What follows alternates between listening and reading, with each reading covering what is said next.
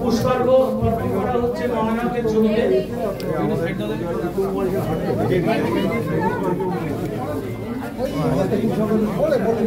আমাদের সভাপতি চিরঞ্জিত চক্রবর্তী চিরঞ্জিতা পুষ্পার্ঘ অর্পণ করছেন মহানায়কের ছবিতে। পাঠ করতো, পাঠ করতো, পাঠ করতো। হ্যাঁ, আগে পেয়েছি আমরা।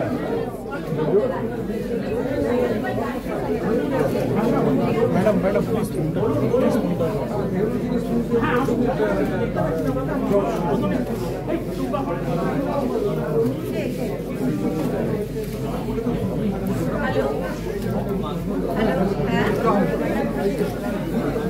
আমাদের সম্মানীয় অতিথিদের অনুরোধ করছি পুষ্পস্তবক দিয়ে মঞ্চে সোজা চলে যেতে। মঞ্চে আপনারা আসুন, আপনারা অনুগ্রহ করে মঞ্চে আসুন। ওদিকে চলো, মঞ্চে চলো। টেকনো ইন্ডিয়া গ্রুপ শ্রদ্ধেয় মানসী রায় চৌধুরী আছেন এখানে। টেকনো ইন্ডিয়ার কো চেয়ারপারসন মানসী এগিয়ে এসেছিলেন সাহায্যের জন্য। আছেন কুন্ডু স্পেশালের কর্ণধার শ্রী সৌমিত্র কুন্ডু, তিনি আমাদের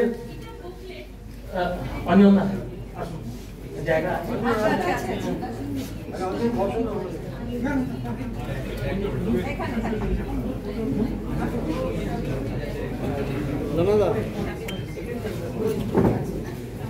হ্যালো, কুন্ডু স্পেশালের কাছ থেকে আমরা সহায়তা পেয়েছি বার্জার পেন্টস, বাংলালাইভ.com, সুলেখার কর্ণধার এখানে আছেন, আমরা তাকে রাখবো। সুলেখার কর্ণধার এখানে আছেন কৌশিক মৈত্র। সুলেখার এখানে একটা স্টল আছে এবং সুলেখা আজকের এই বিশেষ প্রদর্শনী উপলক্ষে পার করেছেন মহানায়কের ওপর একটি কালি।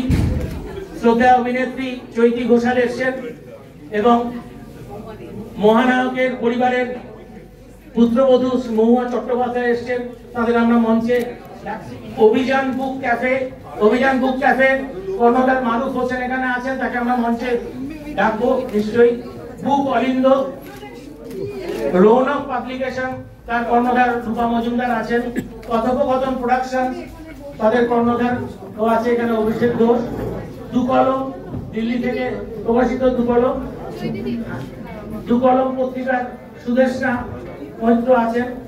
আমরা মতিলাল মন্ডলেরকে একটু ব্যক্তিগতভাবে আন্তরিক ধন্যবাদ জানাই, তিনি দুটো ছবি দিয়েছেন। আমাদের সংস্থার সভাপতি শ্রী চিরঞ্জিত চক্রবর্তীকে অনুরোধ করছি সংক্ষেপে কিছু বলার জন্য। বেশি বলবো না, আমি কম বলবো।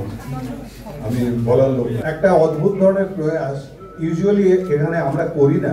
কলকাতা কথোপকথার নিয়ম অনুযায়ী আমরা বিভিন্ন সময় সংগ্রাহকদের বিভিন্ন রকম কাজ আমরা এখানে এক্সিবিট করে থাকি, এক্সিবিশন করে, এটাই ইউজুয়ালি করা।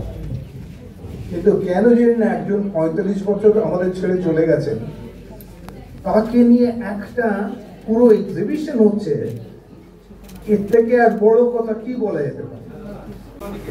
তুমি কটা ছবি করেছো? 100টারও বেশি। বুঝলো কি কাণ্ডটা হলো? তো এইরকম তো কখনো ঘটনা ঘটেনি, এখানে আর কেউ ক্লেম করতে পারবো না আমরা যেটা। আমার একটা প্রায় করে ফেলা অবস্থায় এসেছিলাম।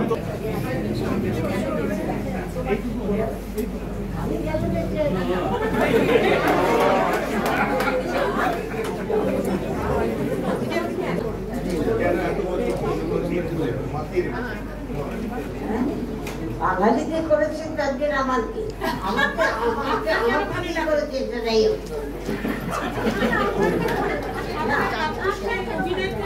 আর মাইক না ধরলে ওদের ক্যামেরা চললে সবচেয়ে ভালো বলতে পারে কথা।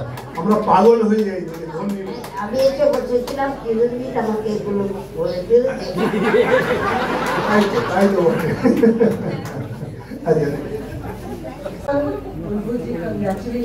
এত ভালো একটা এক্সিবিশন আমরা প্রত্যেকবার নানা রকম কনসেপ্টে দেখি, কিন্তু আজকে উত্তমকে নিয়ে অফিসে যখন খুব স্ট্রেস থাকে, ফেরত এসেই তখন মনে হয় ছদ্মবেশীটা চালিয়ে দিই, দেবানিমাটা চালিয়ে দিই।